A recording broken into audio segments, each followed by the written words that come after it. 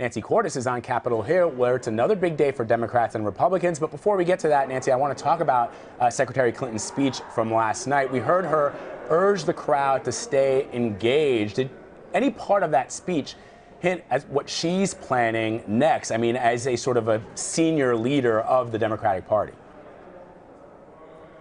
Not really, beyond the fact that obviously she wouldn't be pushing them to stay engaged unless she intends to stay engaged as well. You know, the fact that Hillary Clinton lost doesn't mean that she suddenly becomes persona non grata within the Democratic Party. She is still widely admired. She's still a very valuable voice within this party. And so I think that she still needs to figure out exactly what role she wants to play, what kind of influence she wants to have, whether she does that through the Clinton Foundation or some other way. She would certainly be welcomed back into a very high-profile role by a lot of Democrats that I've spoken to here on Capitol Hill. But in that speech, she really didn't give any indication of what that role would look like. Nancy, we know House Minority Leader Nancy Pelosi held her weekly news conference this morning. You were actually there. Let's take a listen to what she said. As of right now, I know you're still examining it, but what do you think the main factors were in Hillary Clinton's surprise defeat? And do you think that Rudy Giuliani has financial conflicts of interest that should be considered? I believe that the Comey letter was a foul deed. It was a wrong thing to do. I have had great admiration for Director Comey. I think that he just couldn't take the heat.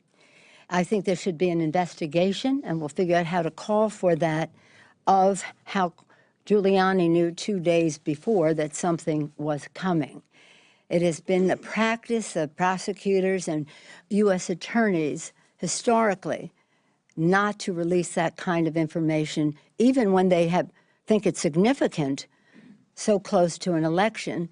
And Director Comey said, I don't know if this is significant. It really just changed everything. And the same Comey who said he didn't want to put his name on the consensus intelligence appraisal that the Russians were hacking, the Russians were the hackers of the Democratic committees and Hillary Clinton's campaign, because he didn't want to, it was too close to the election for him to sign a consensus intelligence document. So something is not right in this picture. And I think the American people deserve an investigation into how a foreign government had an impact on our election. Nancy, I'm curious what you made of her response, and is there any buzz about some sort of a movement to look into Russia's involvement during the election?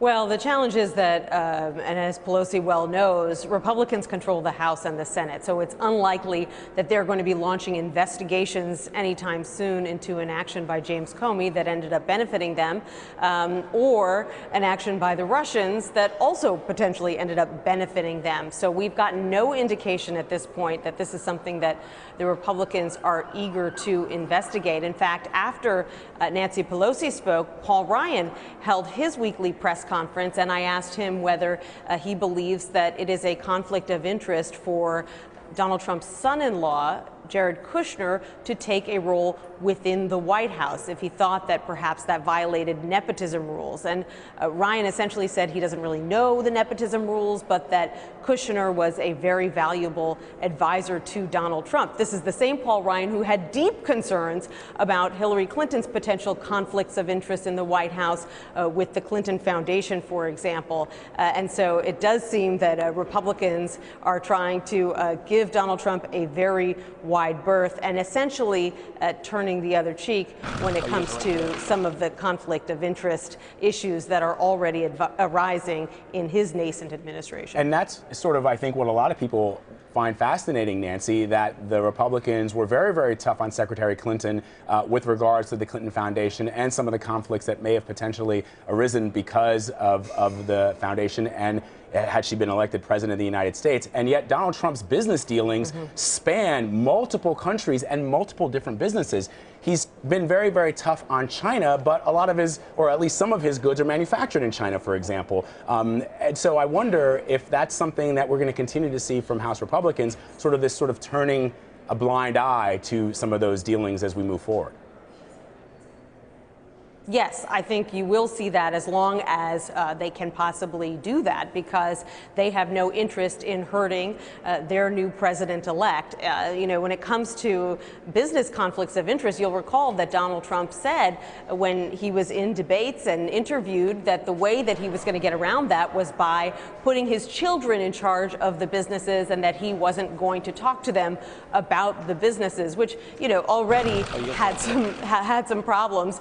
But then when you talk about his son-in-law then coming to work in the White House, it makes it pretty clear that there really isn't any way to draw those lines between Donald Trump and his family and the business. So Republicans are going to have to figure out if this is something that is truly a concern to them, and if so, are they going to try to go through back channels to express it to the Trump administration, or will they do something more publicly? At this point, there is no appetite to do something more publicly, in large part because there's really no sign that there's anything that they could do about it. I mean, his businesses are his businesses. There's no way to really put them in a blind trust the way that past presidents have put their investments into a blind trust, and we're kind of in uncharted territory because we haven't had a businessman in modern times take over the Oval Office.